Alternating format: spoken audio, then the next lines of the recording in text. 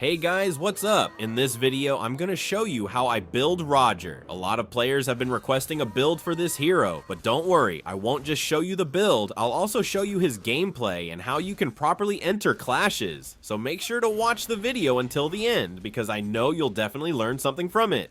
So here, the rotation was a bit off because it looked like they were planning to invade me. That's why I decided to just trade some pokes instead, and I even forced Tigreal to use his flicker, which gave us an advantage. But since we weren't able to secure a kill, I just continued farming. But of course, I prioritize the Litha Wanderer here. I really focus on getting it because it provides vision, which is very helpful. That's why I always make it a priority, but if you can't secure it, that's fine too. After that, I immediately went straight to this jungle creep to invade, and it's also a big help in delaying the enemy's core. After that, I didn't leave right away because I saw Bane on the map, so I tried to pick him off here. The good thing is, I was also able to force him to waste his flicker.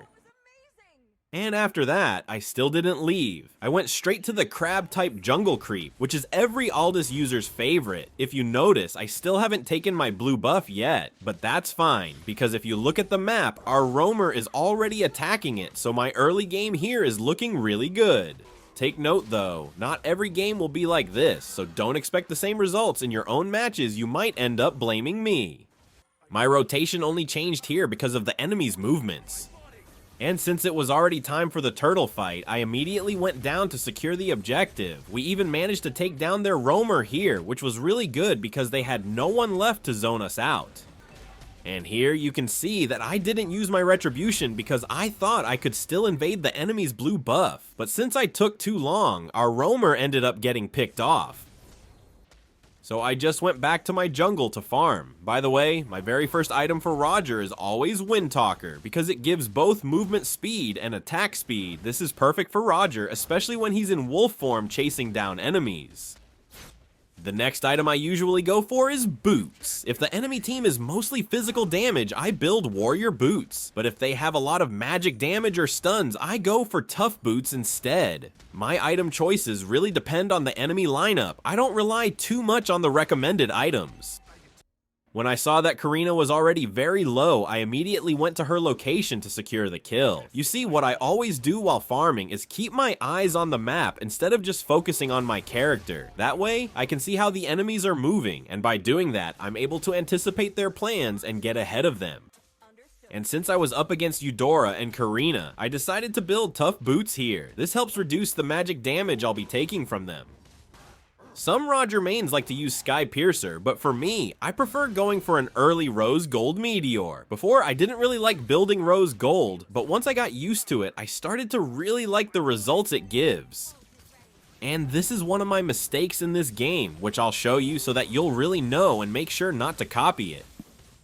Even though I managed to kill their marksman here, I shouldn't have been targeting the roamer. For players who are just casually playing Mobile Legends, they might not notice this, but for average or more experienced players, they'll definitely see it. The marksman should always be the first priority before the roamers or supports. Even though I got the marksman in that fight, it was still a big lesson for me to make sure that next time, I'll focus my auto attacks on the marksman right away.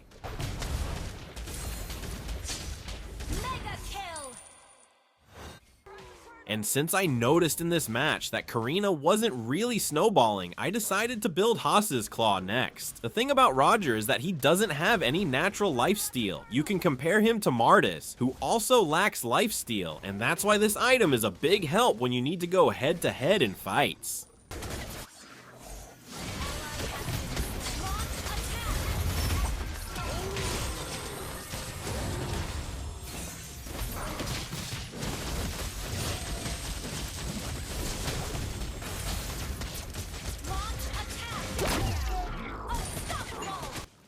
But if I already had Haas's Claw at that point, Claude wouldn't have been able to kill me. My mistake was trying to go toe-to-toe with him even though he had Vengeance and was using his ultimate. Well, lesson learned, there's no such thing as a perfect player. Everyone makes mistakes.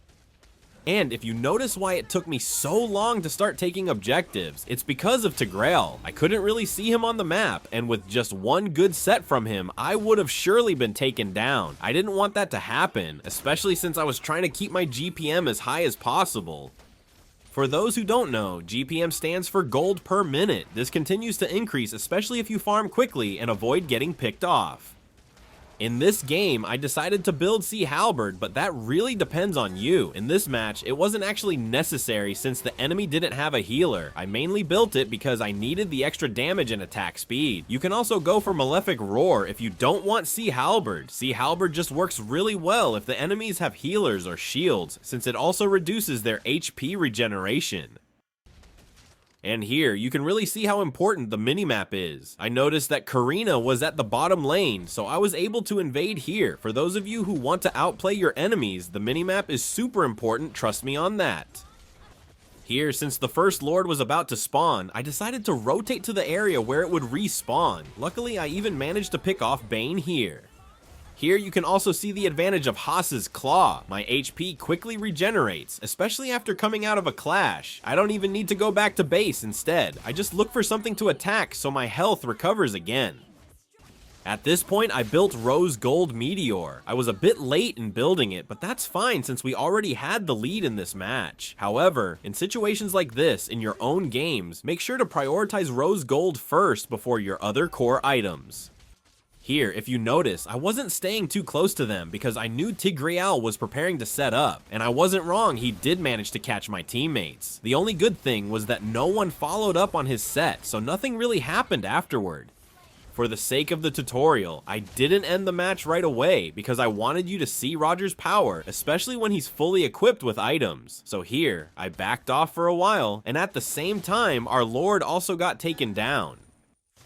And like I said, I wanted you to see Roger's full power when he's fully equipped, so I focused on farming here. There also wasn't really a good opportunity to push. And remember, don't spend too much time hanging around the enemy base just clearing waves, because sometimes that's exactly how they make a comeback. My next item here is GDS, or Great Dragon Spear. It gives 10% cooldown reduction and a critical rate bonus, which makes it a perfect fit for Roger. With this, his skills go on cooldown faster, so I can use them more often and transform more easily. And since a fight was already breaking out at the top lane, I immediately went in to back them up.